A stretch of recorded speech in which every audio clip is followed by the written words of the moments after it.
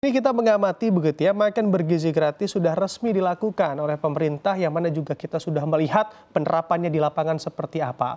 Kalau dari point of view Anda atau dari hemat Anda, apa kiranya yang perlu dievaluasi oleh Komisi 9 untuk saat ini? Silakan. Jadi sebenarnya kami dari Komisi 9 sangat mengapresiasi program ini karena program ini luar biasa bagus dan kami kan di Komisi 9 salah satu yang mitra kami adalah Kementerian kalau sekarang Kementerian Keluarga dan Pembangunan Kependudukan dan Pembangunan Keluarga. Kalau dulu BKKBN ya, yang salah satu fungsinya adalah mengatasi stunting. Nah, dengan adanya makan bergizi gratis ini kita berharap stunting di Indonesia ini turun. Karena sampai saat ini stunting di Indonesia masih di angka 20%. Padahal kan kita kemarin targetnya 2024 ini turun menjadi 14%, masih jauh sekali. Nah, dengan adanya makan gizi gratis ini kita berharap masyarakat ini bisa meningkatkan gizinya, terutama ibu hamil dan anak-anak sekolah sehingga nantinya tidak ada lagi stunting. Nah, pada tanggal 6 kemarin sebenarnya memang harusnya 190 titik yang akan mulai dapur yang akan mulai beroperasi, namun kemarin masih 94 sebenarnya tanggal 6 kemarin dan sisanya akan secara bertahap karena menurut kepala badan ini Presiden menyampaikan bahwa kita tidak perlu terburu-buru kalau ternyata kondisinya belum siap, dapurnya belum siap dan infrastruktur di tempat itu belum siap, tidak perlu terburu-buru harus tanggal 6 dimulai. Jadi yang tanggal 6 kemarin 94. Nah, memang kita perlu yang namanya ini adalah program baru. Ini program baru yang jumlahnya cukup besar, 71 triliun yang kita anggarkan.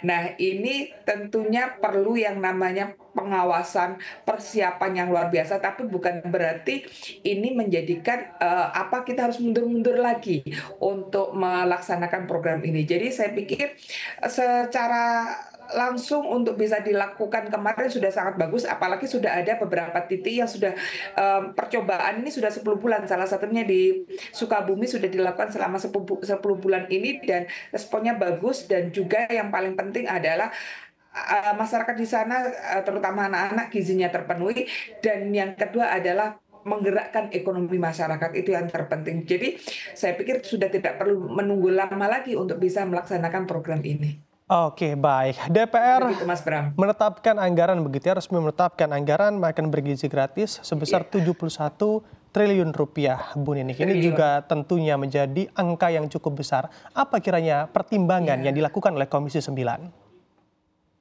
Jadi sebenarnya saya ingin sedikit cerita. Pada akhir periode kemarin, periode DPR 2019 sampai 2024, kebetulan saya juga di Wakil Ketua Komisi 9, kita sudah menetapkan anggaran 71 triliun ini.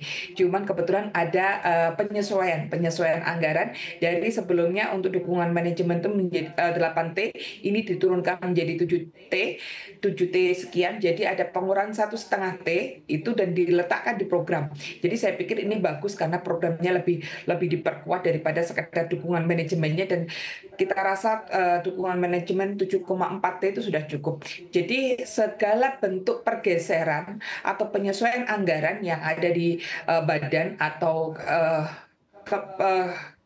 pemerintahan ya seperti badan, kementerian dan sebagainya itu harus melibatkan DPR, harus persetujuan DPR. Jadi kemarin itu kita rapat lagi karena untuk melakukan persetujuan ada semacam penyesuaian anggaran di badan. Nah, 71T ini sebenarnya kalau kita melihat masih sangat kurang ya dengan jumlah cakupannya yang luar biasa seluruh wilayah dan ini mencakup soal anak-anak sekolah dan mulai ibu hamil sampai anak sekolah tingkat SMA. Waktu itu kan pertanyaan saya waktu rapat itu pertama, ini untuk ibu hamil dan anak sekolah atau ibu hamil sampai anak sekolah. Karena kalau yang namanya stunting itu intervensinya 2 tahun setelah kelahiran atau 1000 hari kehidupan mulai dari hamil sampai usia 2 tahun. Jadi kalau ibu hamil dan anak sekolah ini sudah kelewat yang 2 tahunnya, tapi ternyata mulai ibu hamil sampai anak sekolah mulai SMA. Jadi saya pikir kalau logikanya ini masih sangat kurang ya karena kita ingin memastikan bahwa anak-anak kita ini mendapatkan gizi yang baik.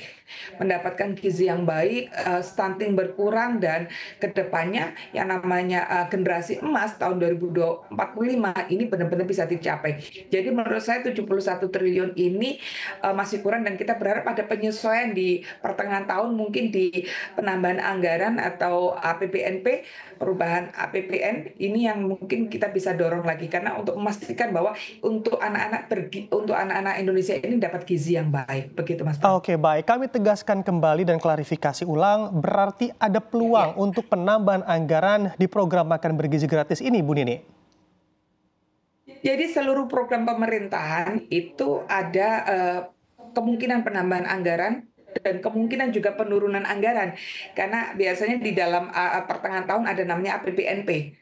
APBN perubahan, yang di situ kita lihat bahwa kalau ada persoalan-persoalan yang urgent yang ternyata ini perlu ditambah nih anggarannya, oh ini ternyata anggarannya terlalu banyak, ini bisa dikurangi karena ini harus dipindah ke sini dan sebagainya, itu ada namanya APBNP. Nah, di badan gizi ini tentunya juga kita akan evaluasi dalam waktu beberapa bulan ini seperti apa. Kalau ternyata 71T terlalu banyak, tentu akan kita kurangi. Tapi menurut asumsi saya tentu akan butuh penambahan. Karena ini kan butuhnya dapur cukup banyak ya. Tapi kalau untuk 2025 ini targetnya 5.000 dapur yang akan 5.000 titik kan, berarti 5.000 dapur yang akan dibangun di seluruh di seluruh Indonesia. Nah, ini tentunya tidak membutuhkan dana yang sedikit, butuh dana yang cukup besar. Nah, inilah yang asumsi saya bahwa 71T ini bisa jadi nanti perlu dievaluasi, kalau ternyata kurang ya perlu kita tambah, karena menurut saya untuk generasi mendatang, untuk memastikan bahwa anak-anak kita ini mendapatkan gizi yang baik, negara ini yang benar-benar harus mengeluarkan segala kemampuannya untuk memastikan bahwa negara ini benar-benar menyiapkan generasi ini dengan baik. Begitu.